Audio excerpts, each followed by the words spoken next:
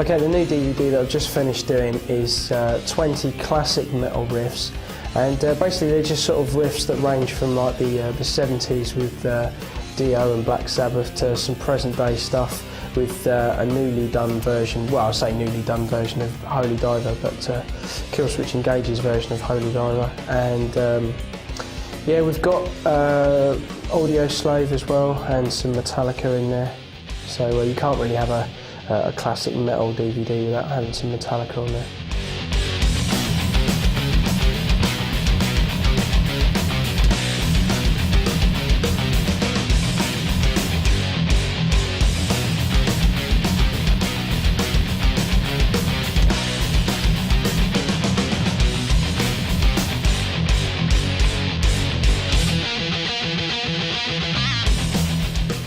I think Danny Gill did a classic 20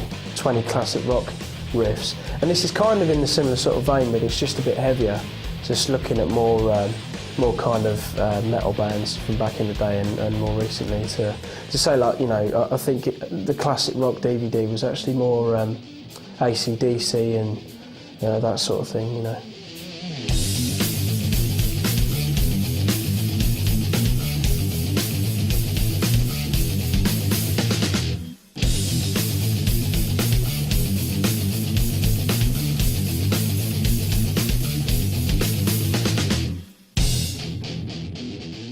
Yeah, there's a lot of rhythm ideas. It's definitely good for anybody sort of looking at how some of these bands have created some of these great riffs, and I think when you learn them, you start to learn,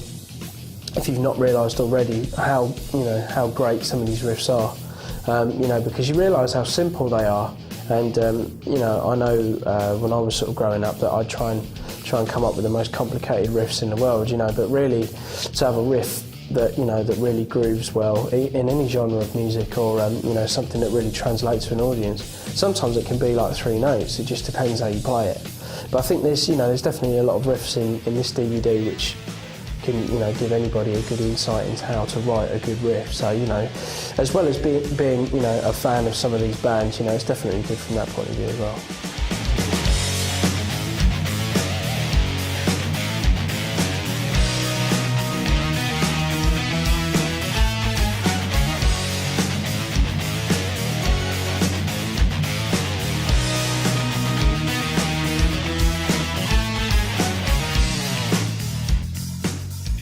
Yeah, I mean, any tips that I'd give to anybody would just be to sort of, like, you know, try and play all the riffs as cleanly and as in time as possible. You know, even if it's not quite up to speed, you know, with the original track, as long as it's kind of in time with itself and it makes sense. You know, so if you busted out the riff to someone, they'd know what you were playing. You know, that sort of thing.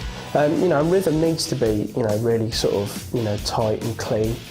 You know, because when you're playing in a band at like ridiculous volume, you still want people to hear what you're doing rather than it just be like a real mess, you know. So yeah, that's all I would say really, and just sort of have fun with it, you know, just kind of learn some, you know, classic riffs and, you know, have fun doing that, and at the same time try and sort of, you know, get something out of it, maybe to, you know, use in your own playing, I guess.